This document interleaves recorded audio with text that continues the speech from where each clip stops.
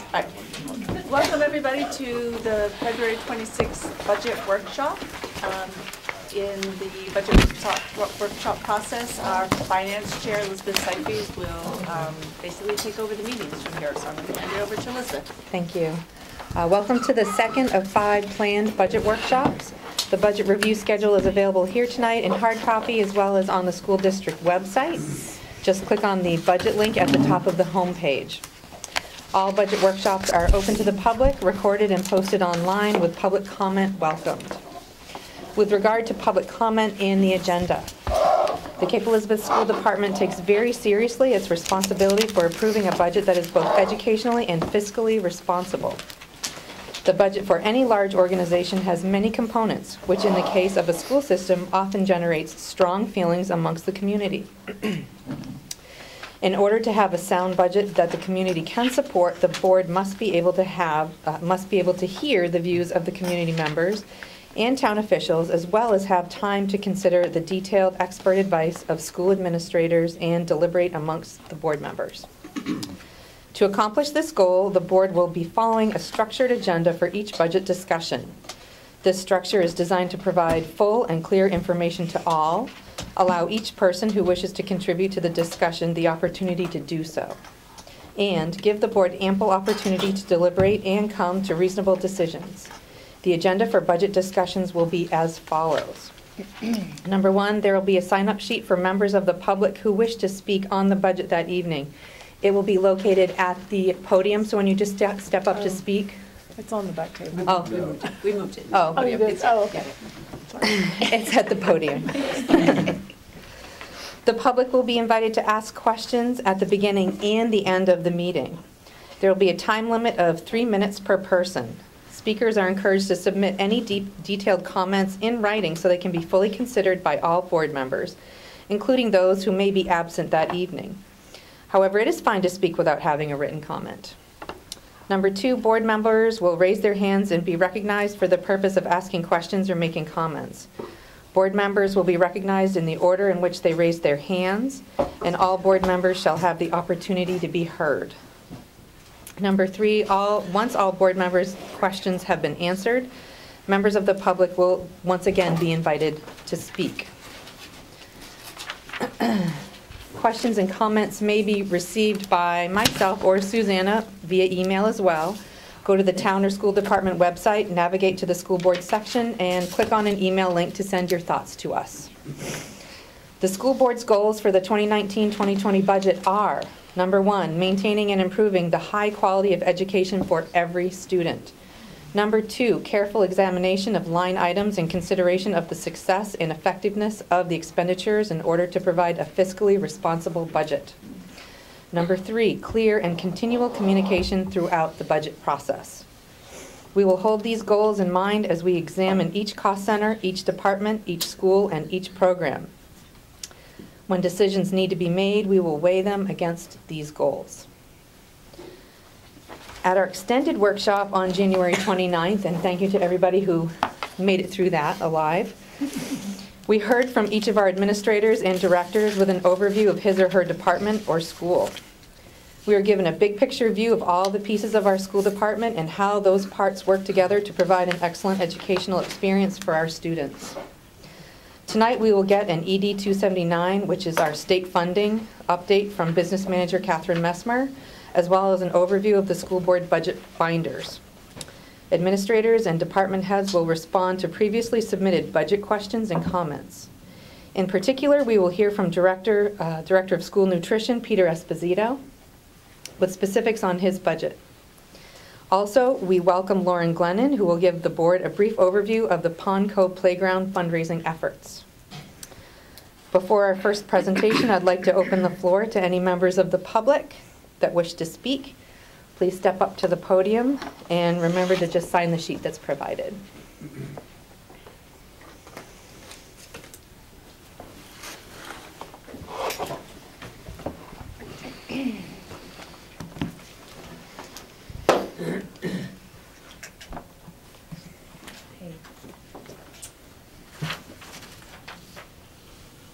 Good evening, school board representatives. My name is Tara Bucci. I'm a 4th grade teacher at Pond Cove Elementary School. I've been teaching here for 11 years in the district, and I have spent a total of 20 years in education. In addition, I'm also a community member and a parent of a Pond Cove student in 2nd grade. I have been asked to speak on behalf of the Pond Cove Elementary School.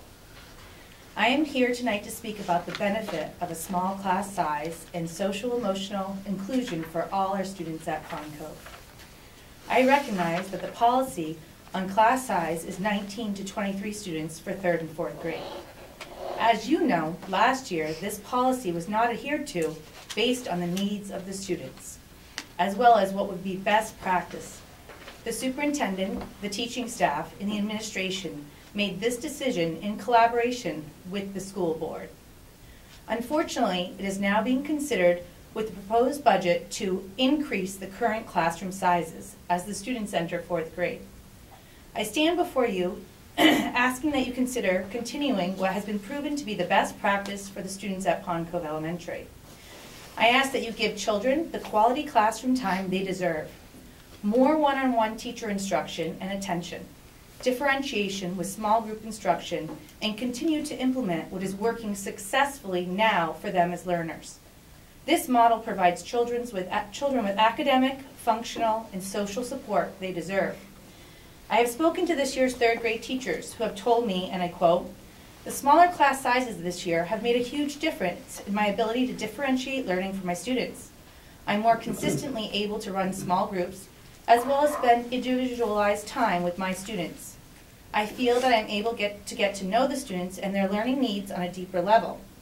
I am able to manage behavioral issues faster and more consistently because I have more time to spend with each student. Compared to last year, I am ahead in math and writing, and we have increased the amount of science lessons in our curriculum. Much of this is due to the smaller class size and the ability to spend more time teaching and less time managing behaviors and other issues. Alternatively, you may not be aware of some of the needs of a typical CAPE classroom with a size of 22 students.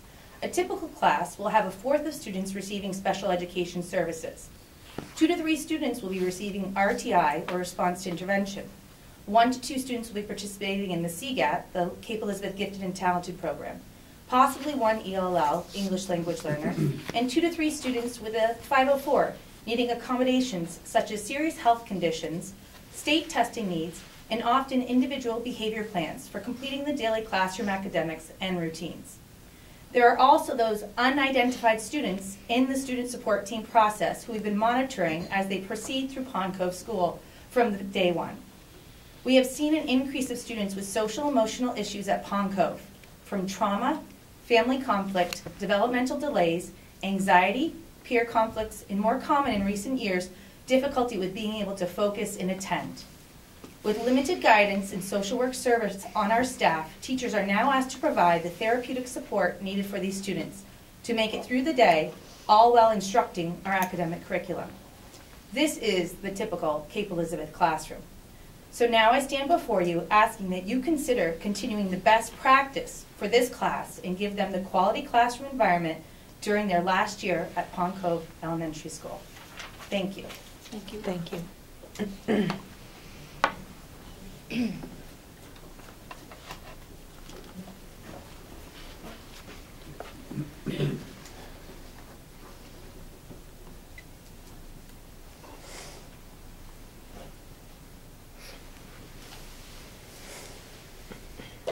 Slows down the process. Having been at these meetings, I don't want to do that.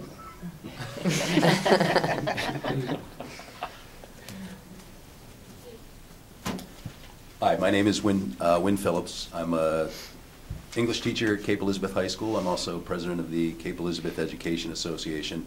And I was had thought about having these planned remarks and just decided to bag it because we really are just getting started with this fun part of the year. And we know it's all very difficult.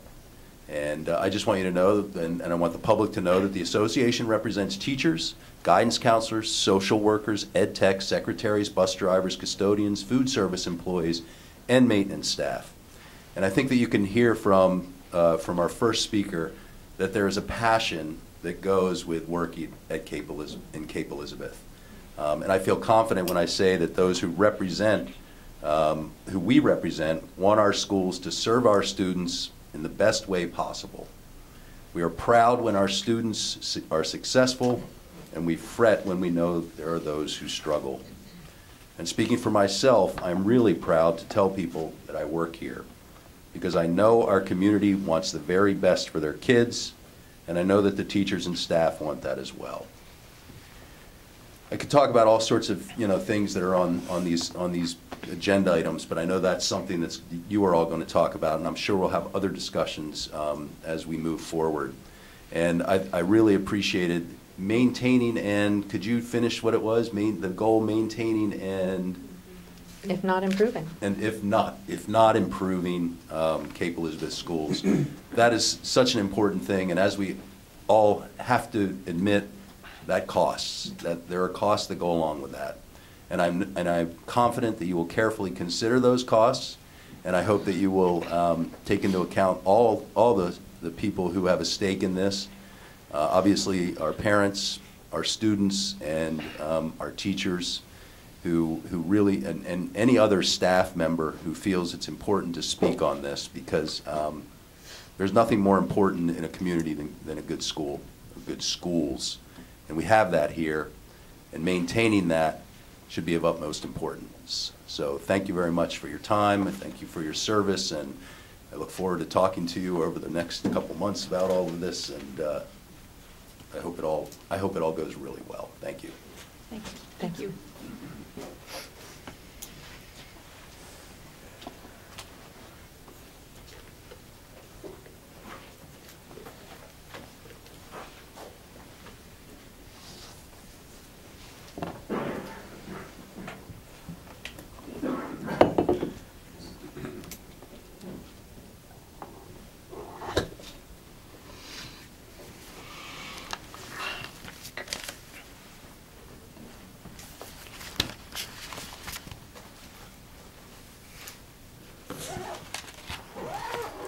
Hi, my name is Heather Kennedy. I reside in Kennebunkport, and I serve as Pond Cove School's health and wellness teacher.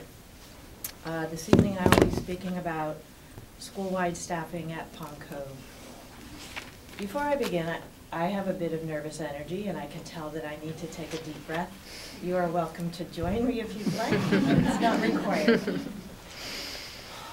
Much better, thank you. Beginning this year, every Pond Cove student is learning how to connect all domains of their learning, cognitive, social, emotional, and physical, through a customized program we call Peaceful Pond Cove. These connections happen every day as students actively learn how to be respectful, responsible, safe, and kind in all their interactions with staff and peers. The adoption of these traits as habits is not merely an add-on to learning, it is a prerequisite to learning. As parents, we know that the teaching of respect, responsibility, safety, and kindness to our sons and daughters requires significant time and energy. Can it be quantified? No. Is it accurate? Yes.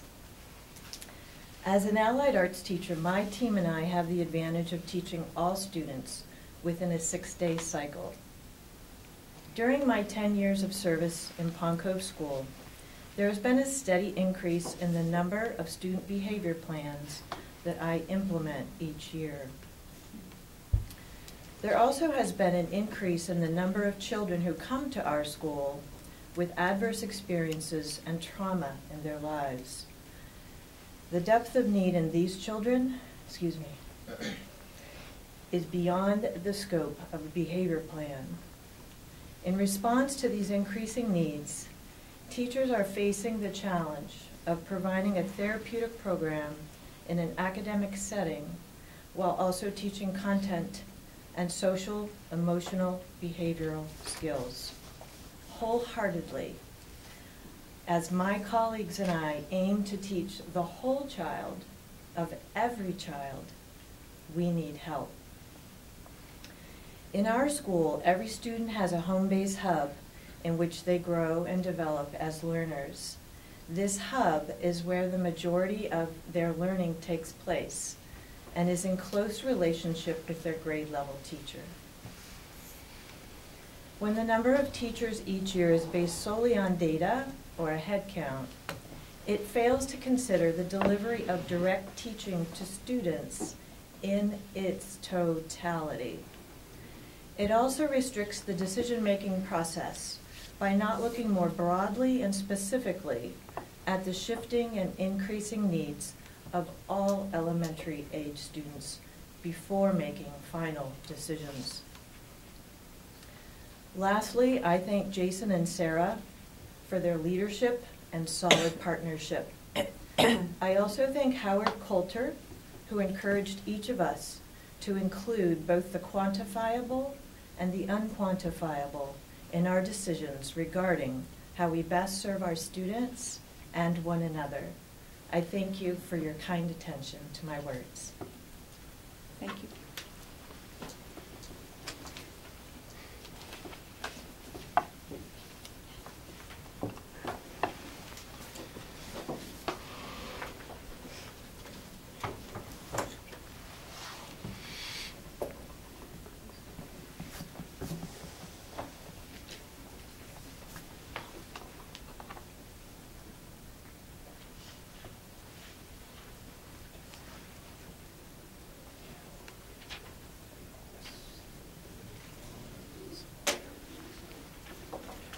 Hello. My voice is a little weak. Can you hear me? Okay, good. My name is Rosemary Ginn, and I am a literacy specialist at Pond Cove. I'm standing to support the teachers who have spoken to you tonight and all of the Pond Cove teachers. They have clearly and articulately outlined the concerns we have about your current budget proposal to reduce the number of teachers in 4th grade. I am fully aware of the research and discussion around class size. We could be here all night discussing the pros and cons. However, that discussion would be about X's on a piece of paper. This many X's equals this many students, and a class such as 100 kids equal 20 per class. Unfortunately, X's on a paper often misses the reality of what is required to ensure a successful learning experience for students.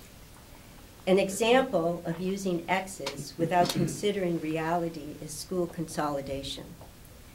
I remember clearly the day in another life that I spent at a State Board of Education meeting when they were beginning the process of consolidation of school districts.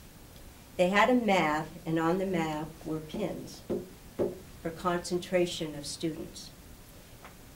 Communities in rural areas appeared on the map to be perfect for consolidation. But when the reality of the distance between the schools was considered, consolidation no longer looked like a realistic option. I understand and appreciate your duty to be fiscally responsible, and you have an entire district to consider as you look at the budget. I know you have to make choices. My belief is that it is short-sighted to look at 1 year and decide class size is too small without considering how that could impact students and their relationships with their teachers. Over the years, schools wrote out small class size. 1 year you'd be fortunate to have a small class, and the next year it would once again be larger.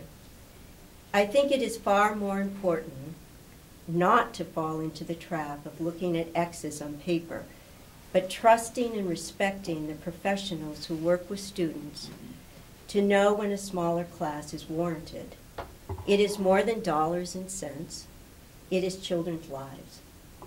And in elementary school, we have a unique opportunity to build resilience in students that will support them as they go through school into adulthood.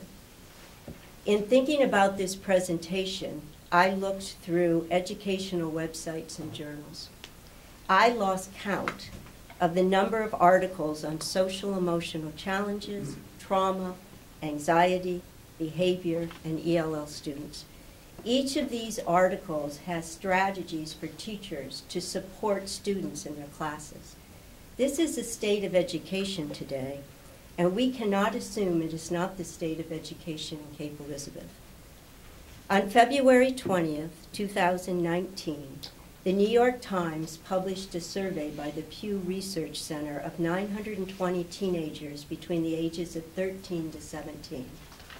The survey found most American teenagers across demographic groups see depression and anxiety as major problems among their peers. 70% of teenagers saw mental health as a big issue. Teenagers today are growing up in an era of school shootings and the strong influence of social media. Maybe at one time, class size and the ability to provide students with highly qualified teachers was something that could be reduced to X's on a paper. Not today. The challenges for educators are real and ongoing each day. My son is a high school counselor in a local school district. He tells me the #1 issue he deals with, besides vaping, is anxiety, depression, and suicide prevention. I believe these are issues also dealt with in Cape. We are here tonight to ask you to trust our judgment, to know that we do not ask for stability in the 4th grade with 6 teachers lightly. We truly believe the unintended consequences of not maintaining that stability are real. We have the opportunity to ride out a year of smaller class sizes to further establish the positive growth in the students' social emotional behaviors, ultimately leading to positive long-term outcomes.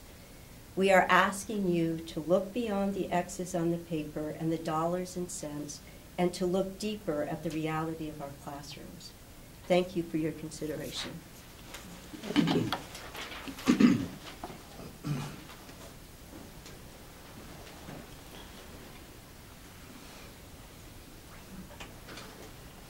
Is there anybody else that would like to speak at this time? All right.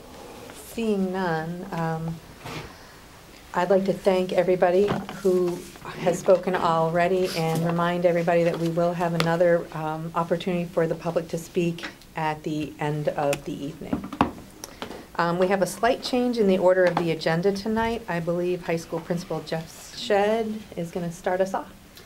Yeah, thank you so much, and thank you for your time and consideration, and thank you for putting me first. And I do have to race. I'm on an accreditation team visit that I have to get to, and there's an organizational meeting in Freeport at about 7:30, so I'm like, get there close.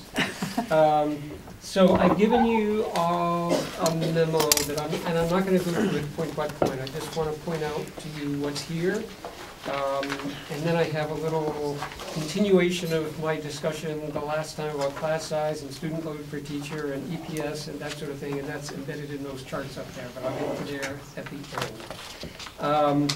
So first of all, I want to mention one of the questions that a board member asked was if we eliminate outlier classes like band from class size consideration, what impact does that have on class size? And as I was looking at that question, I'm embarrassed to say that year after year after year, I've done these calculations and I'm automatically eliminated band every year except this past year. So I apologize for that.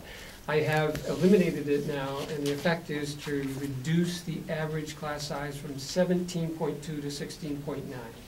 So it reduces it by 0.3 students, and we'll talk about that. So that gets us still between 16 and 17, which, by the way, is the same average class size that you will find at each one of the comparison schools that we typically compare ourselves to. We're right in that ballpark, but a little bit more on that. Then I have an extended side. Can I have an extra copy? Oh, yes.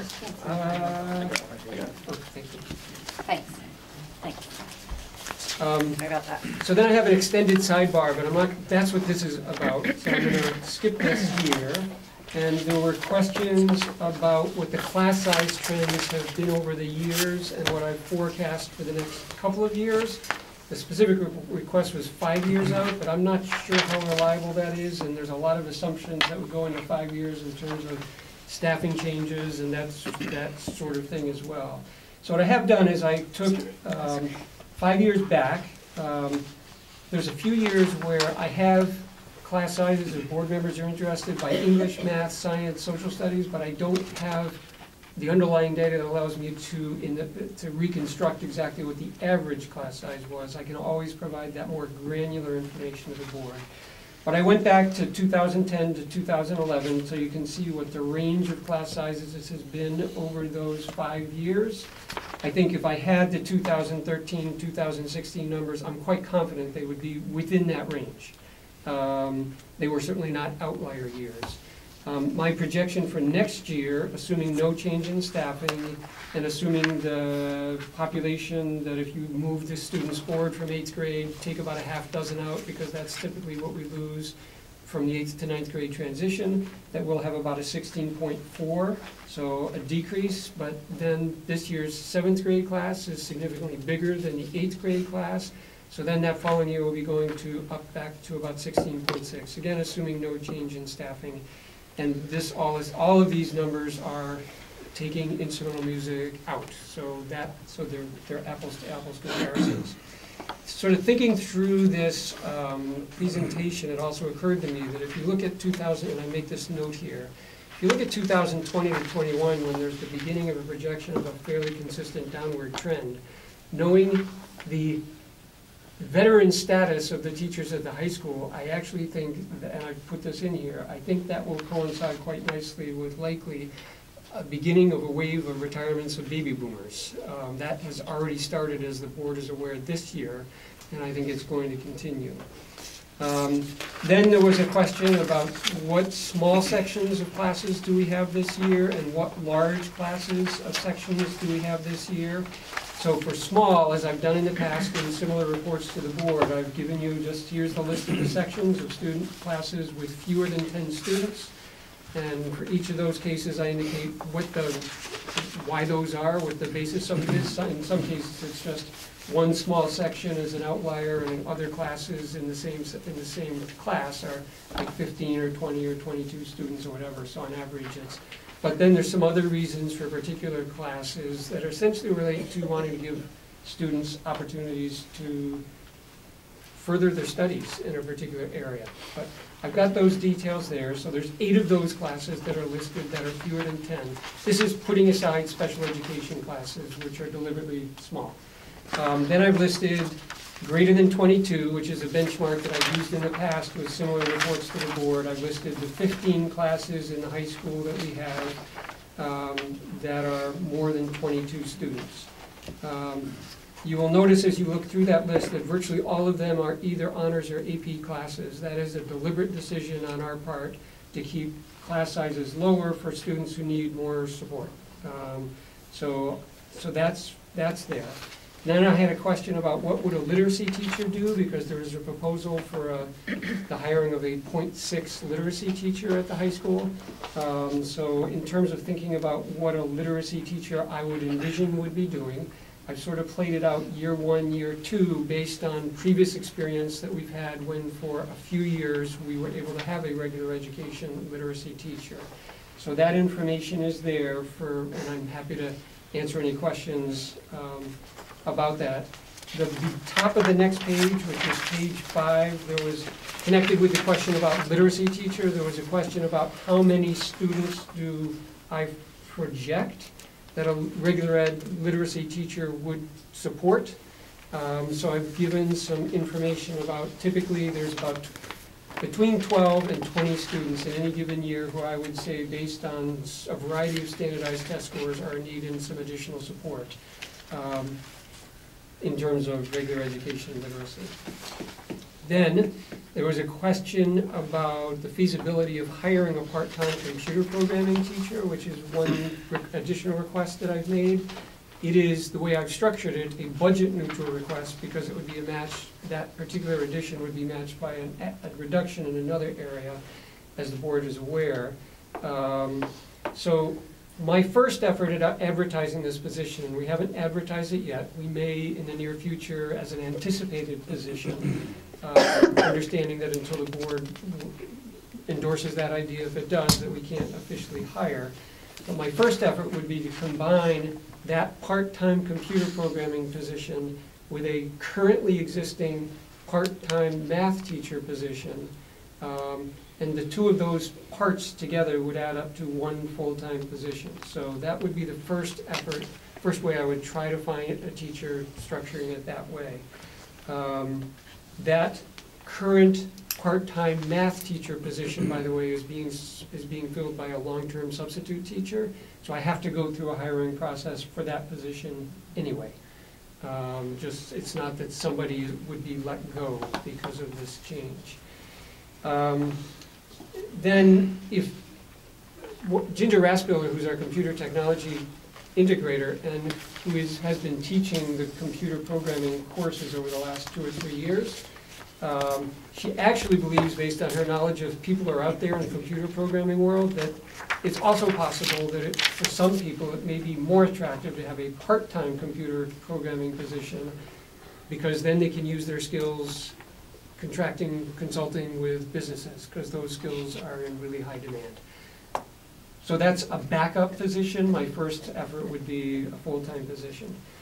Then there was a question about what is the value of computer programming for all students, or for as many students as we can get through. And this proposal that I've made to the board would not pay for computer programming for all students. I would love to get there in time, but that's not what this is about. So I've just included a couple of quotes from a couple of articles. One, some of you may have seen, by Thomas Friedman, who wrote an op-ed piece in the New York Times last week, actually called "The Two Kids Your Kids Need to Know." And one of the codes that he identified was the Constitution, a familiarity with the Constitution, and the other code was computer programming. And then there's an article here from The Guardian as well. If you Google computer programming and why students need to know it, or any variation of that, you will find dozens and dozens and dozens of articles just within the last 2 or 3 years on precisely that topic. So that's what's there. And then if I can, would it be okay to, all right. I know my fellow principals are cringing about my charts, but so the theme of this is class size and student load per teacher, why both of those measures are important for a small, comprehensive, high-performing school. And by the way, I don't say here high school. I usually frame this as high school, but the same considerations, by the way, would apply to the middle school, particularly once you get to because it's the same issues once students beginning to see multiple teachers over the course of a day. Which happens in the later years in the middle school as well as in the high school. So that's the theme, why these two measures are both important and should both be looked at. All right, so where we are currently, our average class size, as I mentioned earlier, is 16.9 students. If anybody's interested, I can share with you the details about that and how I adjust for semester classes and year-long classes and sort of take that into account and that sort of thing, but I'm confident that that's the number. Our high school teachers typically teach 5 classes. So if you multiply 5 times 16.9, that yields an average student load per teacher of 84.5 students. So policy IIB, the board's policy, talks about an average class size of 20 to 24. We are below that. It talks about a student load per teacher of 75 to 90, because there are 2 measures in the board policy, and we are on the high side of that range in terms of student load per teacher. And in my numbers, the numbers that I'm using are only for classes, for opportunities when teachers are assigned a group of kids and they have to do lesson planning for them. It's not a support period. This is Algebra 1, Algebra 2, Algebra 3, that sort of stuff. So it's just classes. All right. So now we get into the fun part, I think. Sort of small, comprehensive, high-performing school. So how does class size and student load both connect to being a high-performing school? And again, this is whether we're talking middle school or elementary school or high school. But this, because we're talking about student load as well, and it's different from class size, I address myself primarily in terms of secondary grades. So the first one is that class size affects the amount of time and attention that teachers can give to students at during any one period. There is a certain number of kids that you can recognize, give some time and attention to, and that factor is why every single time I lead a tour, and I love leading tours of the high school, for parents who are considering sending their kids either here, or a school down south of here, or one of 2 or 3 schools north of here, the one question that every single family asks is, what's your average class size? There are lots of other questions that different families ask, but the one question that absolutely everybody asks is, what's your average class size? So the other issue is student load per teacher primarily affects the ability of teachers to keep expectations high, assignments at a high level of quality, and that sort of thing. And that is just a matter of how much preparation can teachers do, how much differentiation can teachers do, and specifically, how many papers or assignments or tests can teachers grade. So some of you on the board have heard this story before, but I'll tell it again because every year is a new audience, and I get to bore a different group of audience every single year. So in my first career, I was actually a lawyer at a big firm in Portland. I was, as a young associate, charged out a very low dollar rate per hour, which was completely appropriate. But I billed more hours at my low dollar rate than any other teacher in the law firm for a number of years in a row, just because that's what I did. And then I went into becoming a teacher after 6 years of working at a law firm. And what I found is in the 9 months of teaching, the number of hours that I spent in those 9 months as a teacher far exceeded the number of hours that I ever worked as a lawyer, billing a lot of hours in a large law firm in Portland. And that has almost nothing to do with the time spent in class and virtually everything to do with the time spent out of class, preparing for class and particularly grading papers, and grading tests and grading quizzes and planning all those sorts of things. And I loved it. I'm not whining about it. I loved it. It was the best decision I ever made. But I think it's that iceberg effect that sometimes people forget what it goes behind the scenes of being a teacher, a quality teacher, which is, I think, what we have in this district. So that's the link, class size and student load, and the link to high performance. So now I want to talk very briefly about the class size and the link to being a small and comprehensive high school, which is the other part of small, comprehensive, high-performing public school. And it has to do with the pragmatic, and again, I apologize to board members who have heard this before, but I'm trying to be more mindful of the fact that there is a wider audience out there. So the issue is a pragmatic issue about scheduling in a small, comprehensive high school. So here are some examples. Let's assume I've got 31 students who sign up to take Spanish 4 conversation. Okay, this is not an unusual, how many sections of Spanish 4 do I offer? In my world, and I think what the board would wish me to do, is I offer 2 sections of Spanish 4 conversation. And they average 15.5 students, because that's a tolerable number. 1 section of 31 is not a tolerable number. So there is an inherent bias towards always falling just a little bit short, or some places more than a little bit short, of whatever is considered the optimum target size for classes in a small and comprehensive high school. So another one, 51 students sign up for CP chemistry. What I do in that case is I offer 3 sections of CP chemistry, averaging 17, below the average class size of 20 to 24. It's going to push our numbers down, but I think that's the right call as opposed to 25 and a half in CP chemistry. Our labs don't even fit 25 and a half kids. They're not made for that many people. Or, on the other end, 10 students sign up to take an advanced studio art course. It's our most advanced art course. Do I offer that? It barely falls on the size of before I have to go and talk to the superintendent about, can I offer this course? If I have about that number, every other year I will offer this course. So with the idea in mind that our most passionate art students will have at least an opportunity to take advanced studio art. Or another one is 24 students sign up for personal finance. that sounds like an easy case, because I could just offer 24. I'm within the guidelines and everything, except that there's only 16 computers in the computer classroom. So I offer 12. I offer 2 sections of 12 classes of personal finance.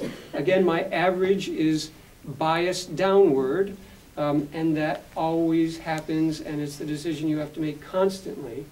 But as you saw, we also at the same time do make decisions about keeping some classes high where we think that we can do that, and it's educationally makes sense. All right. So far I've talked, this is my last one. We talked about class size and student load per teacher. So here now I want to introduce student-teacher ratio, which for those of you who are going to be discussing later the EPS formula, EPS doesn't talk about class size, it doesn't talk about student load per teacher.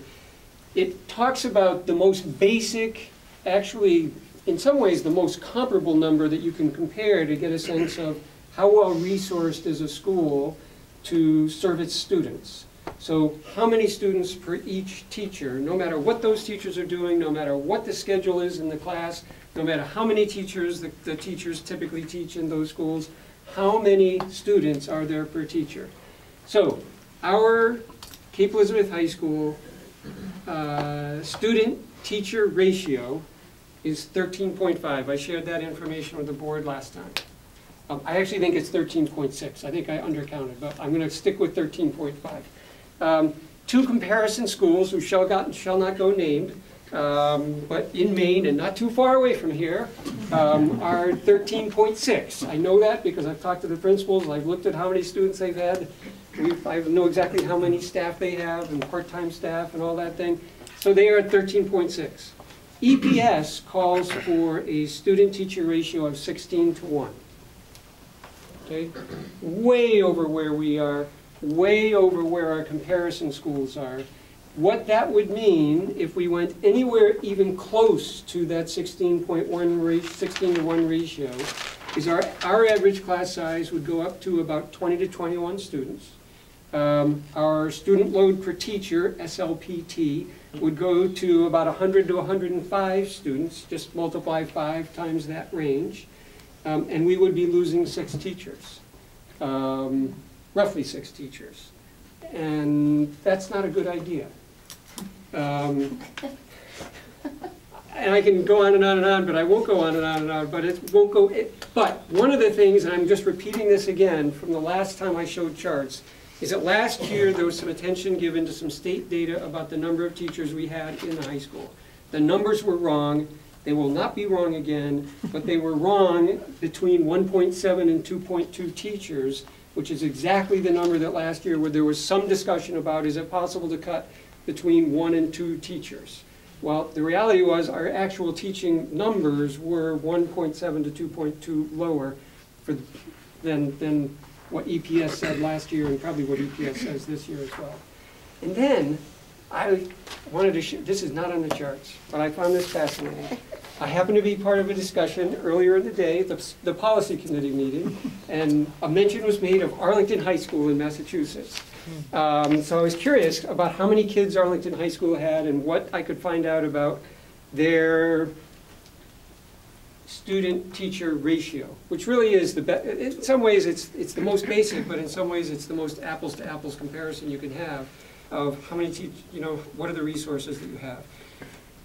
So I happened to Google Arlington High School, and the first thing that came up was a website to U.S. News, because Arlington is a highly ranked best high schools on that U.S. News list. And I didn't realize that what they did is they actually publish for each one of the schools on the best high schools list. They tell you what the student-teacher ratio is. I never knew that before. So I looked at a number of the top Massachusetts schools in terms of student-teacher ratio, excluding charter schools and excluding exam schools. So I didn't include like Boston Latin School, Boston Latin Academy, a whole bunch of charter schools. So here are the top ones that are public schools. Hopkinton High School in Massachusetts, 14:1. That's their student-teacher ratio. Medfield High School, 13:1, which is essentially exactly where we are. We're a little bit higher than that. Arlington High School is 13:1. in terms of student-teacher ratio. The one outlier, which I actually am suspicious about, but I'll share it anyway, is Belmont High School, which is a great school in Massachusetts. They are 17-1 according to U.S. News. Manchester Essex High School is 11-1. Lexington High School is 13-1. Weston High School is 10-1. Then I said, okay, Massachusetts spends a lot of money. Everybody knows they're really wealthy in Massachusetts. So let me go to a school that's a state that's more often thought of as a little cheaper. So I looked at New Hampshire. No offense to New Hampshire. I love New Hampshire. I spend a lot of time in the summer in New Hampshire. But I looked at New Hampshire, so I went on the U.S. News list, New Hampshire. Hopkinton High School, there's one of those in New Hampshire too, I didn't know that. 10-1. Wyndham High School, 10-1. Hollis Brookline High School, 13-1. Oyster River High School next to Durham, where UNH is, 11-1, which is way below where we are. Sauhegan High School, great school, 11-1. Bow High School, I'm not sure where that is, or Bow High School? Bow. Yeah, it's Bow. Up by Yeah. Concord. Okay, Bow. 11-1 is Bow. Then I thought, okay, let me go to Maine and see what they say for Maine. So I went down Maine. What they have is Yarmouth High School, 13-1. They have Falmouth High School, 12-1. They have Wells High School, 11-1. They have Scarborough High School, 13-1. They have Greeley High School, 10-1. And they have York High School, 12-1. And with that, I'm going to raise. Is that okay? Thank you. Thank you, Jim. Nice job.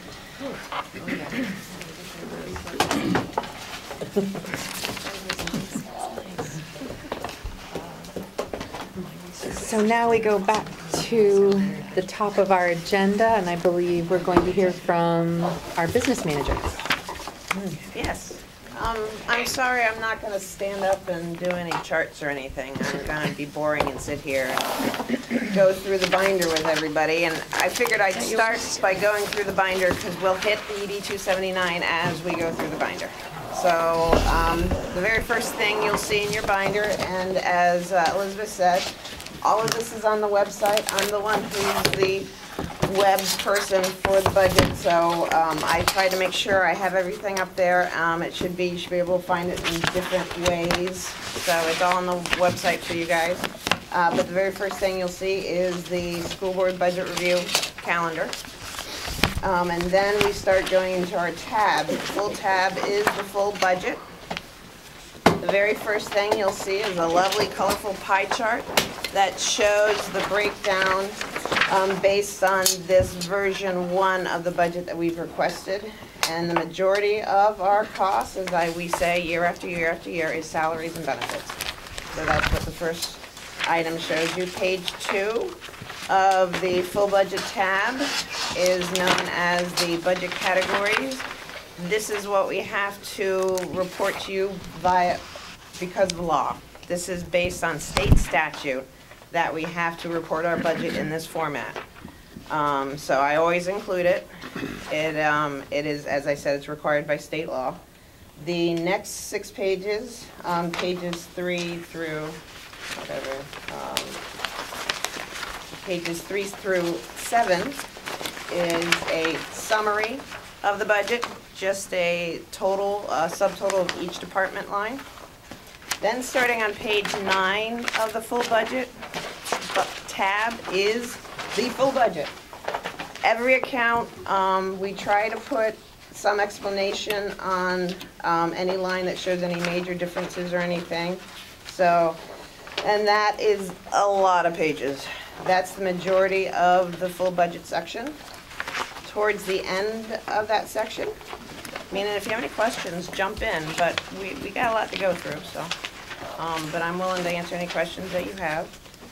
But on page 40 of the full budget tab is the budget highlights section. This kind of, what I did with this section is any item that had a change of over around 10,000 or more and had a large percentage increase, I listed it in here, explained it. Some things you'll see are 100% increase, but it's like $100. I mean, that to me is a minor amount, so I did not show things like that. I really picked big ticket changes on this highlight section. So that's what is in these 3 pages. So the next section in the budget binder is the budget changes section. And at the beginning of that one, you'll see a list of items that were included in our original budget that we presented on January 29th. It's not a list of everything, but it's a list of the big ticket additions. And you see a total of what the budget that we presented on January 29th was $27.2 million. Since January 29th, we did make some changes, and that's what you'll see in the bottom half of the page 1 and on page 2. It shows literally every change that we made with an explanation, and then a subtotal of $27.3 million. The reason why it went up is because of adding the needs assessment requests for school facilities. I have a question. Sure. So when you went to version 1, does that mean that the original request doesn't exist and you start from scratch? No. No. What we do is So it we means, take... like, for example, it says reduced, original requested budget, it says reduced 1 4th grade teaching position because of enrollment. Does that still exist down here? Yes, and if you look at the very top of the version 1 requested budget, you'll see that a Pond Cove teacher retired. Yeah. So what we did is we reduced the budget took that person's money out of the budget and added back in a newer teacher instead, and you see that the difference is an additional savings of $13,000. So what we do is we start from the very beginning, and every time you'll see a version, it's an adjustment from the previous version. We don't start So fresh. everything here in the, I'm sorry, I'm having a hard time everything from the original still exists? Yes. Less, unless you see a note down below of what changes happen in version 1. And that's, for example, the first example there, where it Yep. says Pond Cove teacher retired out of that act. Yep. Okay. So from this point forward, you'll just see changes in the budget, and we'll try to explain what the change was and what the amount was. Okay, thank you. Not a problem. So that luckily is a small section. It'll get bigger as time goes by. The next tab is really the fund one. Has to do about funding and tax impact. And the first graph, first page is a graph showing what our budget has been over time and what the tax rate has been over time. And it's quite a lot of up and downs. So as I said, it's all on the website if anybody wants to see it. The second page is our budget tax implications sheet. And this sheet shows what our budget expenditures are from year to year. As Donna has explained before, there are 2 parts of a budget. You have the expenditure part, which is what we tend to go through in detail. And then you do have a revenue side, and that is primarily consists of tax dollars, but we do get state subsidy, and I'm going to go into more detail on that. And we do have some money from activity fees and things like that, but they're minimal compared to the tax dollars. And so page 3 is a graph showing our state subsidy over through the last several years. And then we come to page 4, which is the ED 279. It's also called State Calculation for Funding Public Education Pre-K through 12 Report. This is what the state sends us to show us how they calculated our subsidy. Page 1 of that goes into our ratio of our teachers and guidance staff and librarians. Jeff did a very good job of explaining the ratio for the high school. One thing I do want to point out is at the end of the section, page 10, there is an EPS teacher staffing chart that shows how we compare to the EPS report last year and how we compare this year.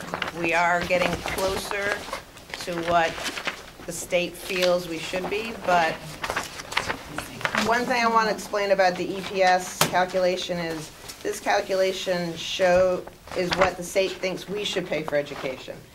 It doesn't include, it includes barely any money for athletics or co-curricular. It doesn't include nearly enough for our facilities. One example is that they think we should spend about $100,000 on co and extracurricular, so that is co-curricular and athletics. We spend $900,000 on extracurricular and athletics and stuff. And then our facilities, they think we should spend $1.8 million. We actually have a budget of $3.3 million. So this is a very minimal calculation on that. So page 5, I got to take a step back. Page 4, you see a lot of numbers and a lot of calculations, and all those calculations are to calculate the per pupil cost for elementary and secondary amounts. That's all page 1 is. Then on page 2, it takes those per pupil amounts and multiplies it by an average of pupil figures. They take a 2-year average to get our operating allocation, which is on the bottom of page 5 of the report. And if anybody's missing this, and Some does have people their are missing binder. page 10. And no some of page my, numbers. and my printouts are not Yeah, fully I printed, figure I so just need to look I'm at We're cut off along Oh, the yeah. sides. Including the page number. Yeah. Makes it very hard to see how it's like all this information over your shoulder. Yeah, no, I don't blame you. So, oh, I see what you mean. Okay. We can look at it. So it is, I said it is on the website, sorry about that. I tried to get this out today and it didn't work. But as I was saying, the bottom of, another way to look at it is you can see on the top right of the ED 279, it says section, has a section number. I'm talking about section 2, because that is easier for you to see with the way it was printed. So section 2, they use that per pupil amount and multiply it by the subsidizable pupil average for over 2 years. And they always use October 1st enrollment figures to calculate these amounts. So at the bottom of the section 2, you come to our total operating allocation. And then you go to section 3, and that shows our amounts for gifted and talented and special education and transportation. Those have gone up over the years. Actually, everything has gone up a little bit, which is actually good. Our gifted and talented, I did want to point that out, has gone up quite a bit more. It's showing we have a allocation of $77,000. Last year it was less than $20,000. So because in last year in FY18 we hired a full-time gifted and talented teacher, which we hadn't had in the past. So that shows up right here that our subsidy has gone up because of, it's not much compared to the rest of it, but it still is an amount. And so on the bottom of section 3, we have a total allocation of 17.8 million. So that's 17.4. So section 4 is where it really comes down to how much do we get in subsidy. Section 4, Part A, if we were more than one town, if we were an SAU, you'd have a bunch of different towns, and the different towns would have a different percentage because we're in a municipality. Section A is just showing that 100% of our allocation goes to our town. So Section A doesn't really mean much. Section B, it takes the state's 3-year average or previous year state valuation, not the town's valuation, but the state's calculation of the town's valuation. They're not the same number.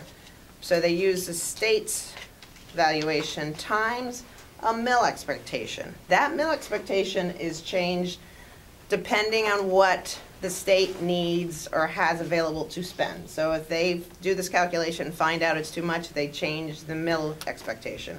This year, they actually lowered it compared to last year. So when you take the state valuation times the mill rate, you get an amount that is noted as the required local contribution. This amount is what we need to raise locally in order to get state subsidy. They take that amount and subtract it from the allocation that was calculated on the previous 3 sections of this formula, and they subtract it, and what the difference is how much the state will pay.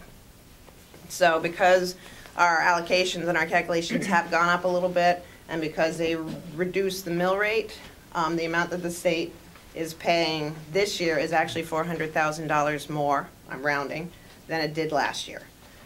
So that is pretty much the bottom line on the ED 279.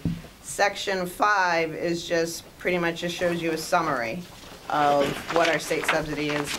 And we are also getting $44,000 because of the regionalization efforts that Cape Elizabeth is doing with the Greater Sebago Education Association. So we are getting funds for that.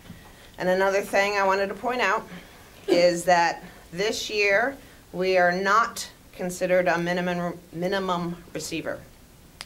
We got enough subsidy this year that we are not considered a minimum receiver, which is good, I guess, depending on how you look at it. So I just wanted to point that out. I got an email from the finance, the head of the finance of the DOE going, "Yeah, you're not a minimum receiver." So, okay, yippee. And then again, on page 10 is the EPS staffing, teacher staffing, where I compare the EPS amounts to what we actually physically have on the EPS form. And this is not what, this is what you see on this last sheet on page 10 is what EPS says we have for staffing. And as Jeff mentioned, that there are some errors, and as we go along, we're working very hard to correct those.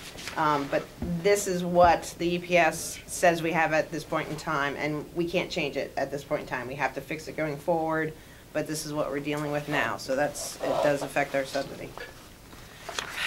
Okay. Going on. So the rest, I'm going to try to skim through. Okay. So the results from the EPS calculation from this year are based on our staffing data that we entered for fiscal year FY19. 19, okay. Yeah, they do it. It's also done in October. October is a big month for enrollment. That's where they get our enrollment figures are based on October, and they also do our staffing based on October staff. So it's a snapshot in time. I mean, our staffing changes all through the year because we do have people leaving, we have people coming, so it's kind of fluid. So this is just a snapshot as of October 1st. So we're sort of seeing how the change from 18 to 19, based on that snapshot, put into that machine of the calculation, results in a roughly $400,000 change in our subsidy. Yes. Based on what happened from between these 2 years. Yeah. That's and the mill rate yeah. and all the other variables. All the other variables, Yep. besides the staffing, the mill rate, the mill expectation is really the big reason why we get more, we get less money every year. Mm-hmm. So, but staffing does, how we report our staffing does affect it. Okay. So, the next tab is enrollment and staffing, and as I said, page 1 is based on our October 1st enrollment over the years. Catherine, I'm sorry to interrupt. Are these our counts, or are they the counts at the state level that have errors? No, these are our counts. Okay. Well, these are the October 1st that we've tried to verify and make sure that everything is as accurate as possible. Okay. And when it comes to the 1920 projection, What I did is, all the administrators were very helpful, and when they did their cost center review, they gave what they thought would be a projection for next year, and that is what we've used for the FY 19-20 projection. So I just wanted to point that out there. And then on page 2 is a graph that does show how our enrollment has dropped over time. And that is also based on the October 1st enrollment data that is used by the state. Page 3 is the graph showing how enrollment compares to our professional staffing levels. These are graphs that we've used in the past. Page 4 shows staffing for the entire school department. So not just professional staff, it includes ed techs and teachers and custodians and bus drivers.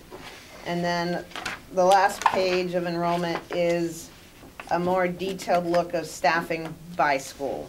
It's just the schools, it doesn't include the custodians or bus drivers or food service. It includes includes the teachers and the administrative section and ed techs. And then the next item, next tab is new program positions evaluations. I'm just gonna do a quick, what this section is about new positions and programs that were brought in last year. And then this are the evaluations of how those new positions worked out. So that's what this section's for. After that, we have another section called new program position proposals. And these are all the items that are proposed for this budget. So sometimes it's a little confusing trying to see between the two of them. Then after that, I'm not going to go into a lot of detail, is the tabs for all the schools and special education and the superintendent. Those have not changed really since the presentation on January 29th. We have the facilities and transportation tab where I have added the needs assessment proposal. And I also added the presentation that the engineering and architect firm did for us on, what was it, March? It was February 5th, I believe.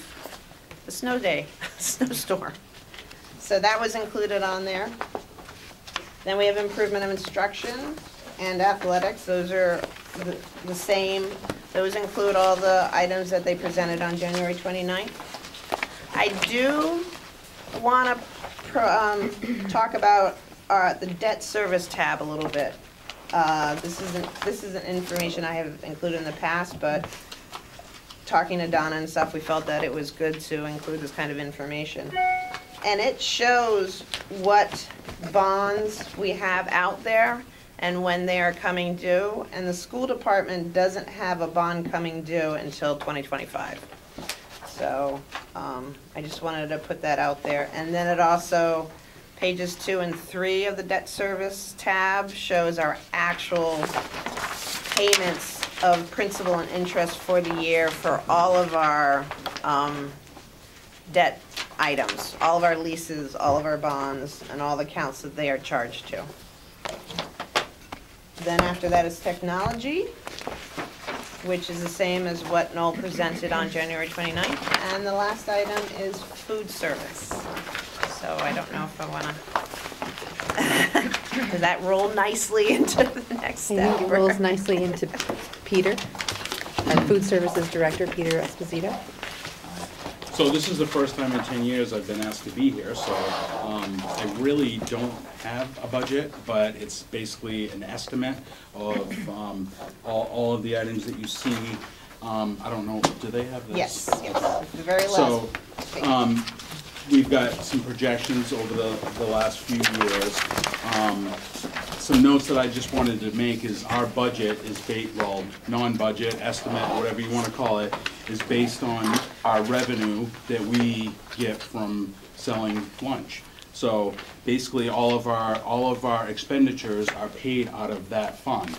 So basically there's no money that's changed hands until if there's a shortfall at the end of the year, then it's transferred over.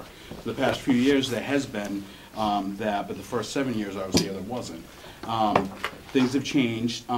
Once that happened, we changed our whole management structure of how we worked. We used to have 2 managers, myself here full-time. I am now a third-time director here. Most of my salary is paid for out of Scarborough.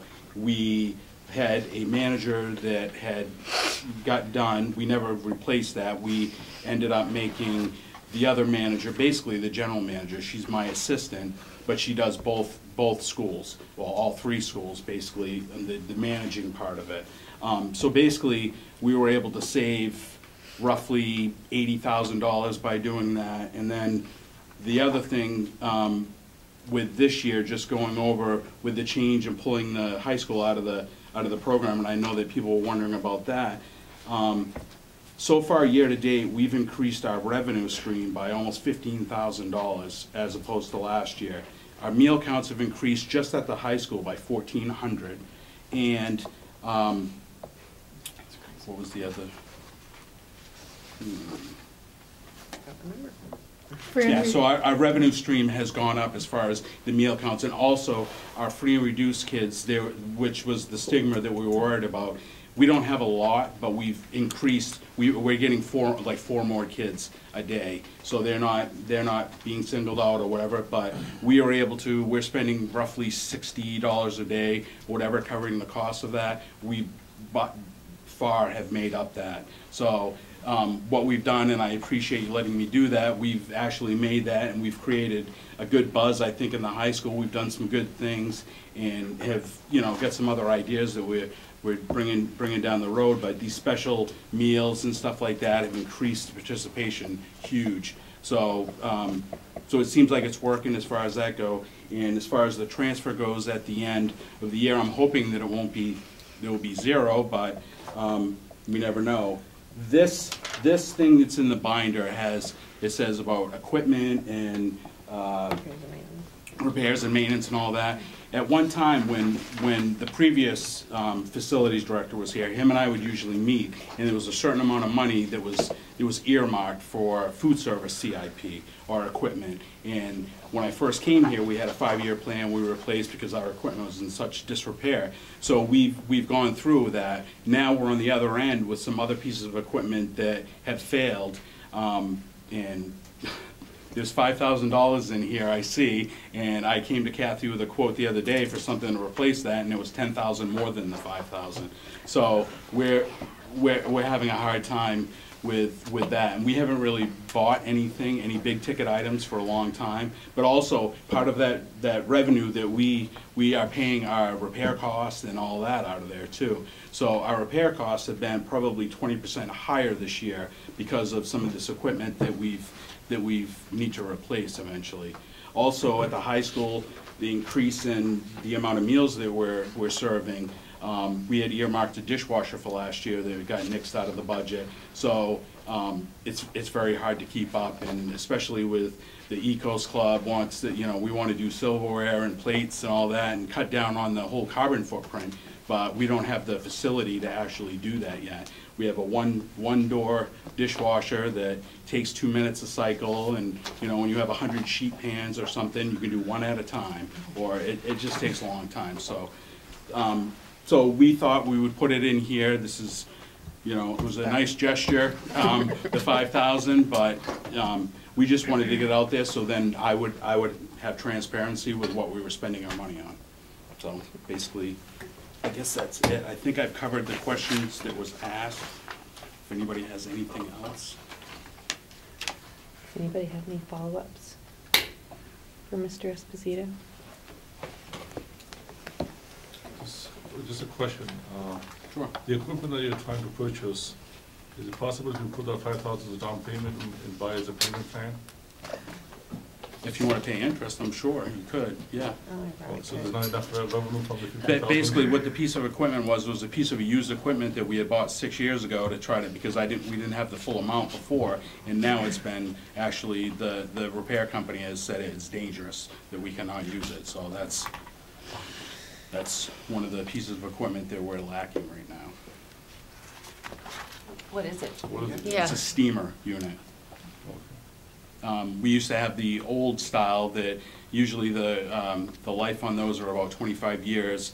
I think it was about 50 when I came here. And then we bought a used unit for about $800, and we got 6 years out of it, and it's been repaired 3 times. And this last time, they said it's just too dangerous, that it can't be used, that we need to replace it, so.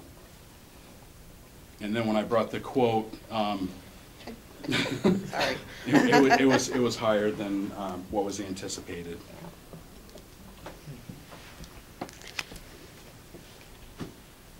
Anybody else?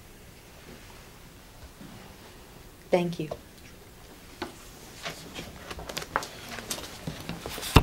So I don't know how we want to proceed at this time. We can either move into administrators and department heads, or